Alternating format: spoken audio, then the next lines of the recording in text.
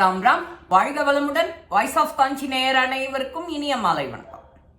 இன்னைக்கு வள்ளலை பத்தி பார்க்கலாம். அதை யார அப்படி சொல்றா வள்ளல்னு, கிருஷ்ணன் என்ன சொல்றாருன்னு கேட்கலாம். இது மகாபாரத கதை உபகதைகள்ல ஒண்ணு, கிளை கதைகள்ல ஒண்ணு.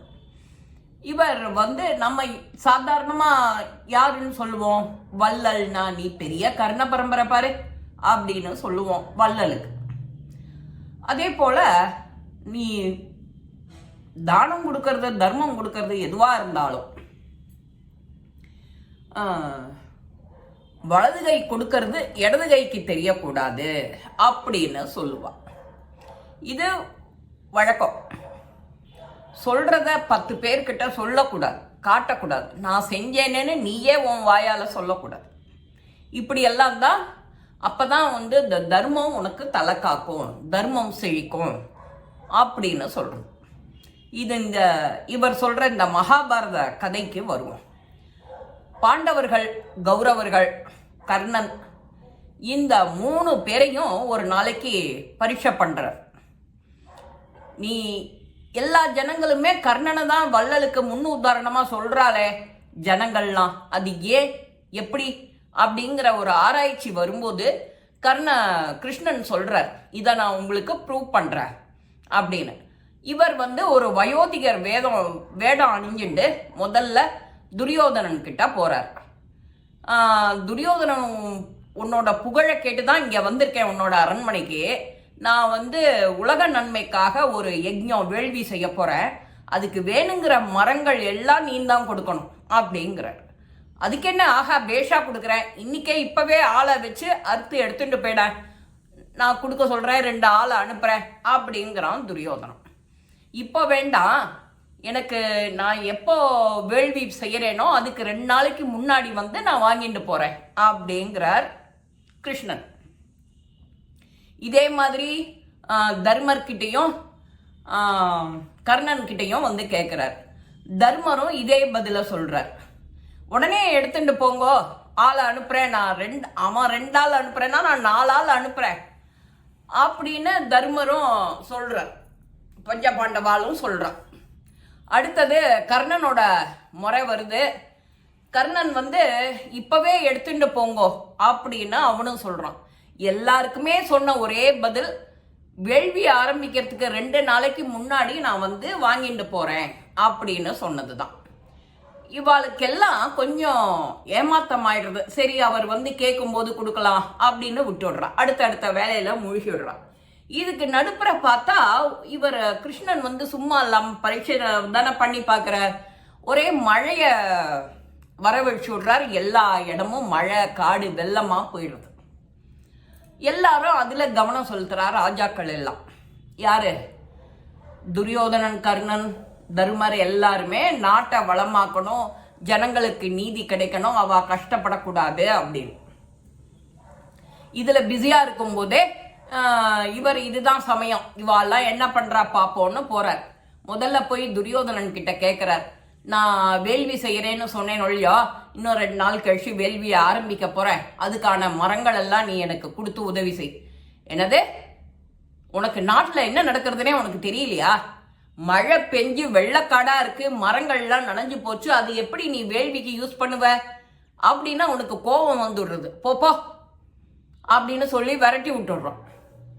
இதையே அங்க போயும் கேட்கிறார் தர்மர் கிட்ட. தர்மருக்கும் கோபம் வருது. இப்ப இக்கட்டான சூழ்நிலையில கேட்டா நான் என்ன பண்றது, மழையில எல்லாம் நனைஞ்சு போயிடுத்த அப்படின்னு.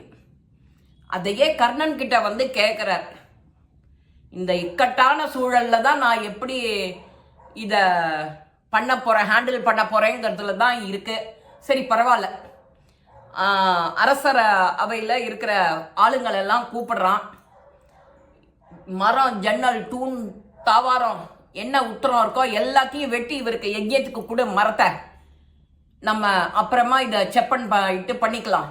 நான் பிறக்கும் போதே ராஜாவா பிறக்கல, இடையில வந்த வாழ்வு தான் இது, இவாள்லாம் யாரோ கொடுத்தது தான் அப்படின்னு சொல்லிட்டு கர்ணன் இறங்குறான். எல்லாரையும் கூப்பிட்டு வெட்ட சொல்றோம். ஏன்னா இதுக்கு முன்னாடியே கர்ணன் தான் வள்ளல்னு சொல்லும் போதே கர்ணனுக்கு வந்து சொந்தமா எதுவும் கிடையாது. இது எல்லாமே துரியோதனன் கொடுத்தது தான். அப்போ துரியோதனன் கொடுத்தது தான் இவன் கர்ணனுக்கு. அந்த கர்ணன் தானமா கொடுக்கறது அந்த புகழ் எல்லாம் துரியோதனனுக்கு தானே போகணும் அப்படின்னு எல்லாம் கொஸ்டின் கேட்குறா. அவ்வளவுதானே, உன் சந்தேகத்துக்கு நான் வரேன் அப்படிங்கிற. அப்போ கிருஷ்ண பரமாத்மா நேர வரார். நான் தான் வந்தேன் உங்களெல்லாம் பரீட்சை பண்ணி பார்க்க. இப்போ பார்க்குறீங்களா, நீங்கள்லாம் போனேல் கோபம் வருது உங்களுக்கெல்லாம். கர்ணனை பாரு, தூண் உத்தரம் எல்லாத்தையும் கதவு ஜன்னல் எல்லாத்தையும் இடிக்க சொல்லிட்டான், மாட மாளிகையில் இருக்கிறது எல்லாத்தையும் அப்படின்னு அவர் சொல்கிறார். இதை நாங்கள் ஒத்துக்க மாட்டோம்.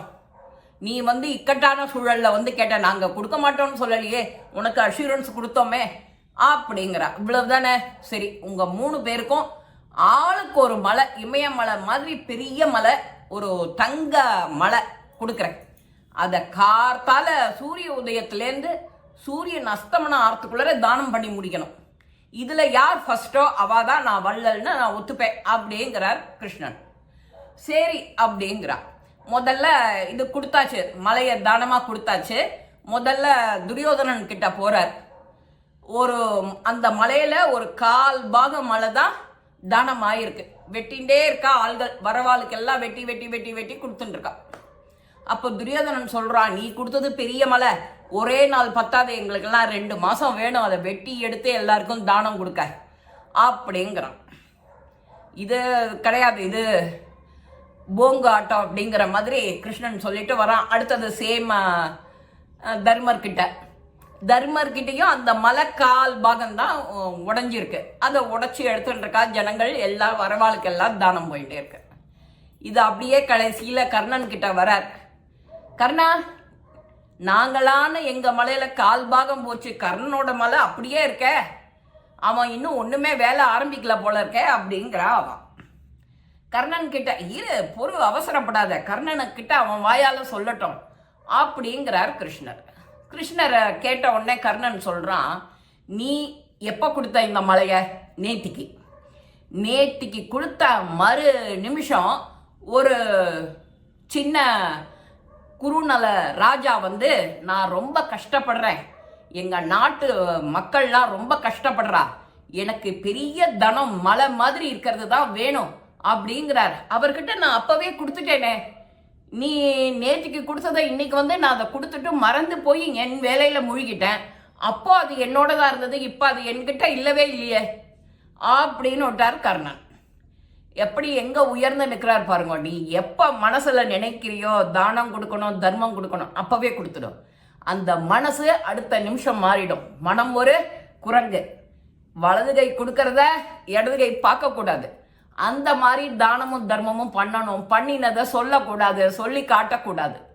இதுதான் நீ பெரிய கர்ண பரம்பரையான்னு கேட்கறதுக்கு இதுதான் அர்த்தம். இப்படி தான் நம்மளுடைய தானம் தர்மங்கள் இருக்கணும். நாமக்குன்னு எதுவுமே வச்சுக்காம அவன் அப்படியே தூக்கி கொடுத்துட்டான். நமக்கு லைஃப் எப்படி, நமக்கு அடுத்த நாளைக்கு 10 வருஷம் கழிச்சு நம்ம சந்ததி சாப்பிடணும், நாம சாப்பிடணும், ஹெல்த்தியாக இருக்கணும்னு ஒரு வீடை கட்டிக்கிறோம், வாசலை கட்டிக்கிறோம், நகையை சேர்க்குறோம், காரை வச்சுக்கிறோம், பங்களா வச்சுக்கிறோம். அவன் எதுவுமே வச்சுக்கல. இந்த க்ஷணம் இருக்கேனா இது எனக்கு போகிறோம் அப்படின்னு சொல்லி எல்லாத்தையும் தானம், அந்த மலையை அப்படியே எடுத்து கொடுத்துட்டேன் அப்படின்னு. இதுக்கு பேர் தான் வள்ளல், கர்ண வள்ளல், கர்ண பரம்பரை அப்படின்னு சொல்கிறது. கிருஷ்ணனும் அதை சொல்ல எல்லாரும் சரி இவன் தான் கர்ணன் தான் வள்ளல் ஒத்துக்கிறான். இந்த பதிவு உங்கள் எல்லாருக்குமே பிடிச்சிருக்கும். நாமளும் கர்ணன் நாட்டம் இருக்கணும்.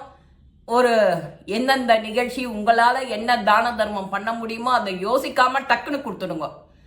யோசிச்சேலோ போச்சு. அந்த மாதிரி யோசிக்காமல் நாமளும் தான தர்மத்தில் ஈடுபட்டு நம்மளுடைய புண்ணிய கணக்கை வசதி அதை கூட வச்சுப்போம் நாம் மேலே போகிறதுக்கு. இந்த பதிவு உங்கள் எல்லாருக்குமே பிடிச்சிருக்கும். லைக் பண்ணுங்க, ஷேர் பண்ணுங்க, பெல் பட்டனை கிளிக் பண்ணுங்க, சப்ஸ்கிரைப் பண்ணுங்க, கமெண்ட்ஸ் பாக்ஸில் கமெண்ட்ஸ் போடுங்க. ஸ்ரீ மகா பெரிவா திருவடிகளே சரணம். நல்லதே நடக்கும். ஆனந்தமாக இருப்போம் நண்பர்களே. வாழ்க வளமுடன்.